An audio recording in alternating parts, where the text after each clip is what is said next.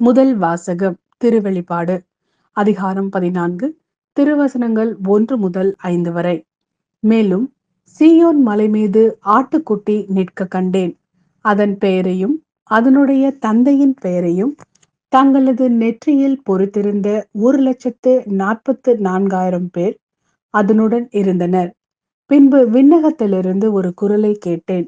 அது பெரும் வெள்ளத்தின் இரைச்சலை போலும் பேரிடி முழக்கம் போலும் யாழை மீட்டுவோர் எழுப்பும் இசை போலும் ஒலித்தது.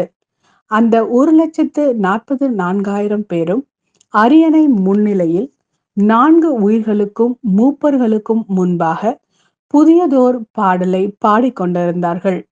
மண்ணுலகிலிருந்து விலை கொடுத்து மீட்கப்பட்ட அவர்களை தவிர வேறு யாராலும் அந்த பாடலை கற்றுக்கொள்ள இயலவில்லை.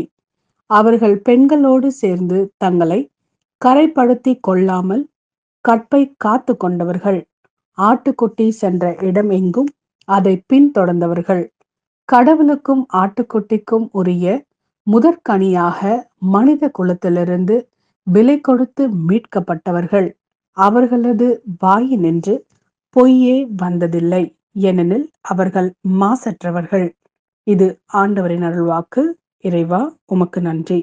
லூக்கா எழுதிய நற்செய்தி அதிகாரம் 21 திருவசனங்கள் 1 முதல் 4 வரை. இயேசு நிமிர்ந்து பார்த்தபோது செல்வர்கள் தங்கள் காணிக்கைகளை காணிக்கை பெட்டிக்குள் போடுவதை கண்டார். வறுமையில் வாடிய ஒரு கைம்பெண்ணும் 2 காசுகளை அதில் போடுவதை கண்டார். அவர், இந்த ஏழை கைம்பெண் எல்லோரையும் விட மிகுதியான காணிக்கை போட்டிருக்கிறார் என உண்மையாகவே உங்களுக்கு சொல்கிறேன். ஏனெனில் அவர்கள் அனைவரும் தங்களுக்கு இருந்த மிகுதியான செல்வத்திலிருந்து காணிக்கை போட்டனர். இவரோ தமக்கு பற்றாக்குறை இருந்தும் தம் பிழைப்புக்காக வைத்திருந்த எல்லாவற்றையுமே போட்டுவிட்டார் என்றார்.